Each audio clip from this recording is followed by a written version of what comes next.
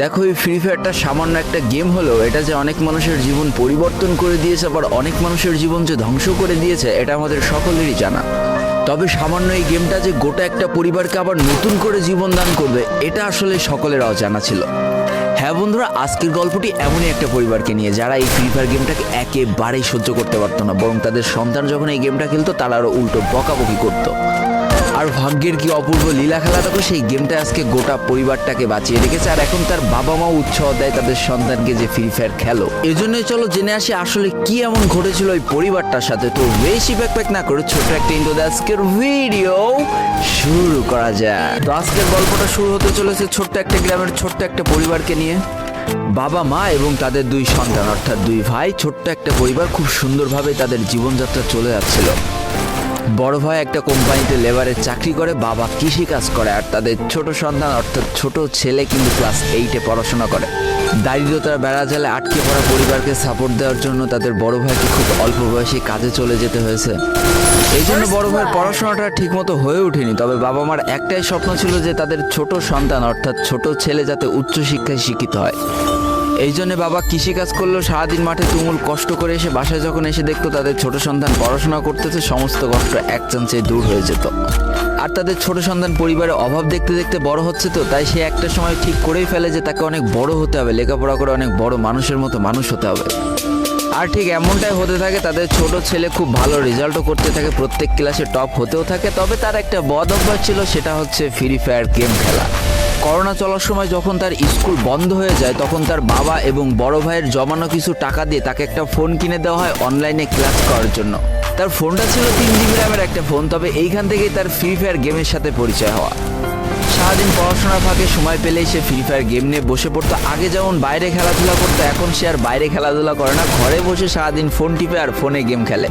এদিকে তার বাবা মা যখন ফ্রি ফায়ার গেম খেলা দেখতো তখন প্রচণ্ড পরিমাণ রেগে যেত, এমনকি মারধর পর্যন্ত করতো যে তুই এই গেম খেলা বাদ দিয়ে দে। তবে তাদের ছোট ছেলে যতই বাবা মার বাধ্য সন্তান হোক না কেন, ফ্রি ফায়ার গেমটা ছাড়তে সে একেবারেই নারাজ।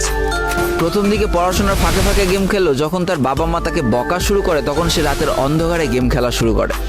তবে বন্ধুরা বলে রাখা ভালো, সে কিন্তু তার পড়াশোনা একেবারেই ঠিক রেখেছিল, অর্থাৎ গেমের কোনো কালো ছায়া পড়াশোনার উপরে কোনোদিনই সে পড়তে দেয়নি, যার কারণে তার রেজাল্টটা মোটামুটি ভালোই হতো। এতদিন পর্যন্ত পরিবারের সবকিছু ঠিকঠাকই ছিল, এবার আস্তে আস্তে পরিবারটা একটু একটু করে ভাঙতে শুরু করবে। পরিবারের সকলের সম্মতিতে পরিবারের বড় ছেলের সাথে পাশের গ্রামের একটা মেয়ের বিবাহ সম্পন্ন করা হয়। আর যেন বিবাহের কয়েক মাস যেতে না যেতে বড় ভাইয়ের পরিবর্তন লক্ষ্য করতে শুরু করা যায়। এতদিন ছোট ভাইয়ের পড়াশোনা খরচ বড় ভাই আর বাবা মিলে চালিয়ে আসলো, এখন আর বড় ভাই কিন্তু ছোট ভাইয়ের পড়াশোনা খরচ দিতে রাজি হয় না। তবে তাতেও খুব একটা ফারাক পড়ে না, কারণ তাদের বাবা এখনো শক্তভাবে তাদের পরিবারটাকে ধরে রেখেছে, অর্থাৎ বাবা কিন্তু কৃষিকাজ করে তাদের পরিবারটা খুব সুন্দরভাবে চালিয়ে নিচ্ছিল। তবে বলে রাখা ভালো, হাতের 5টা আঙুল যেমন এক হয় না, পরিবারের প্রত্যেকটা সন্তানের মন মানসিকতাও কিন্তু এক হয় না। কিছুদিন পর বড় ভাই পুরোপুরি আলাদা হয়ে যায়, তার বউকে নিয়ে নতুন করে সংসার তৈরি করে। এমনকি একটা পর্যায়ে যে বড় ভাই তার পরিবারকে অস্বীকার করে দেয়, অর্থাৎ একটা টাকাও আর পরিবারে দিত না, সমস্ত টাকা সে নিজের সংসারেই খরচ করত। 4 জনের পরিবারটা ভেঙে যে এখন 3 জনের পরিবার হয়ে গেল, বাবা মা আর তাদের ছোট সন্তান। এখন পুরো পরিবারের দায়িত্বটা বাবার উপরে পড়ায়, দিনরাত 24টা ঘন্টা হাড় ভাঙা খাটুনি করা শুরু করে দেয় তাদের বৃদ্ধ বাবা। এদিকে তাদের ছোট সন্তান সবটা কাছ থেকে দেখে অনেক কষ্ট পেত, তারপরেও তার করার কিছুই ছিল না, তাকে পড়াশোনাটা চালিয়ে যেতেই হবে, কারণ বাবা মার একমাত্র স্বপ্ন তাকে পড়াশোনা করে মানুষের মতো মানুষ হতে হবে। এদিকে বলে রাখা ভালো, পড়াশোনার পাশাপাশি কিন্তু সে ফ্রি ফায়ার গেমটা অনেক ভালো মতো খেলা শিখে গিয়েছিল। তার 3 GB র্যামের ফোন একটু ল্যাগ দিলেও মোটামুটি ভালোই খেলা যেত স্মুথ গ্রাফিক্সে। এমনকি সে আস্তে আস্তে টুর্নামেন্ট খেলাও শুরু করে। আর এখান থেকে যে টাকায় পেতো, 50 টাকা, 100 টাকা, 200 টাকা যা পেতো, সেই টাকাতে তার পরীক্ষার বই খাতা কিনতো, যাতে তার বাবার একটু কম পরিশ্রম করা লাগে, কম খাটনি করা লাগে। হাই রে, পরিবারের বড় ছেলে পরিবার থেকে আলাদা হয়ে গেল, আর ছোট ছেলে চিন্তা করছে বাবার কিভাবে কষ্ট কম করা লাগবে। এরই মাঝে সে একদিন চিন্তা করে, সে তো টুর্নামেন্টে অনেক ভালো পারফরমেন্স করছে, তাহলে তার একটা ইউটিউব চ্যানেল খোলার দরকার, অন্তত টুর্নামেন্টের ম্যাচগুলো ইউটিউবে ছাড়লো, যদি কপালে ভালো কিছু লেখা থাকে। এমনই একদিন তার একটা টুর্নামেন্ট চলছিল, সে বারান্দায় বসে বসে টুর্নামেন্টটা খেলছিল, আর ঠিক সেই সময় তার বাবা হাড় ভাঙা খাটুনি করে মাঠ থেকে কেবলই বাসায় ঢুকছিল। এমন সময় তার ছেলের পড়াশোনা বাদ দিয়ে গেম খেলা দেখে বাবা প্রচণ্ড পরিমাণ রেগে যায়, আর ফোনটা ধরে একটা আছাড় মেরে দেয়, যার কারণে তার ডিসপ্লেটা ফেটে যায়। সেই দিন সে ভাঙা ফোনটা আঁকড়ে ধরে অঝরে কেঁদেছিল, তার সমস্ত স্বপ্ন যেন এক নিমিষেই শেষ হয়ে গিয়েছিল। তারপরে সে স্কুলে যাওয়ার জন্য যে টাকা পেতো সেই টাকাগুলো জমে জমে একটা সময় তার ফোনের ডিসপ্লেটা ঠিক করে, আর ডিসপ্লে ঠিক করতে 1500 টাকা লেগেছিল, আর সময় লেগেছিল প্রায় 4.5 মাস।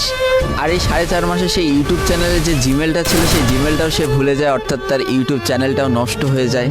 কিন্তু পরিবারের ছোট সন্তানরা একটু ঘাটতারা হয়, কোনোভাবে কোনো কিছুতে হার মানতে রাজি হয় না, যেমন আমি। তাই সে আবারও ফ্রি ফায়ার খেলা শুরু করে, আবারও নতুন করে ইউটিউব চ্যানেল খোলা শুরু করে।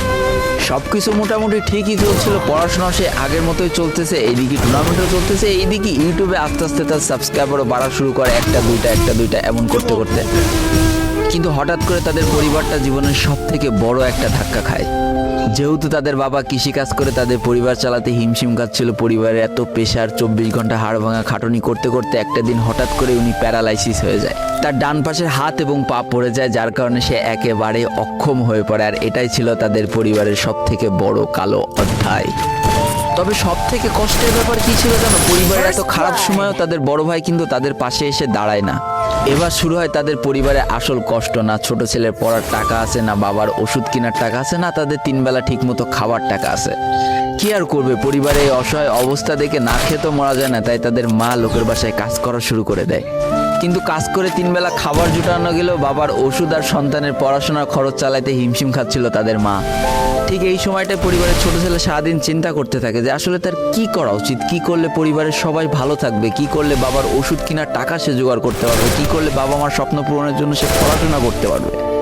তার সামনে শুধু একটা অপশনে খোলা ছিল, সেটা হচ্ছে ফ্রি ফায়ার গেমটা। কি আর করবে, সারাদিন সে পড়াশোনা করতো আর সারা রাত ফ্রি ফায়ার গেম খেলে খেলে ভিডিও আপলোড করা শুরু করে ইউটিউবে। তোমরা শুনে অবাক হয়ে যাওয়া, 24টা ঘন্টার মধ্যে সে মাত্র 4.5 ঘন্টা ঘুমাতো। দিনের বেলা স্কুলে থাকতো, স্কুল থেকে এসে সে একটা চার দোকানে কাজ করতো, চার দোকান থেকে বাসায় এসে পড়াশোনা করতো, পড়াশোনার পরে রাত্রেবেলা ফ্রি ফায়ার গেম খেলে ভিডিও আপলোড করতো। সৃষ্টিকর্তা হয়তো তাদের কষ্টটা দেখেছিল, তাই তার বেশি দিন কষ্ট করা লাগেনি। 4.5 মাসের মাথায় তার একটা ভিডিও ভাইরাল হয়ে যায়। ব্যাস, লাইফের মোড়টা এইখান থেকে ঘুরে গিয়েছিল। তোমরা সকলে যেন একটা ভিডিও ভাইরাল হলে আসলে কি হয়। সব জায়গায় তার নাম ছড়িয়ে যায়, মানুষ আস্তে আস্তে তার ভিডিও দেখতে শুরু করে, তাকে পছন্দ করতে শুরু করে, তার গেম প্লে ভালো লাগতে শুরু করে। একটা সময় সে একটা ভালো প্লেয়ার হয়ে যায়। আর সে জীবনের প্রথম পেমেন্ট পেয়েছিল 12,500 টাকার, যেখান থেকে 7,000 টাকার তার বাবার জন্য ওষুধ কিনে দিয়েছিল, আর বাকি টাকাটা তার আম্মুর হাতে তুলে দিয়েছিল। তারপর থেকে তার মাসিক বেতন কখনো ওই 12,000 টাকার থেকে কমেনি, বাড়তে বাড়তে একটা সময়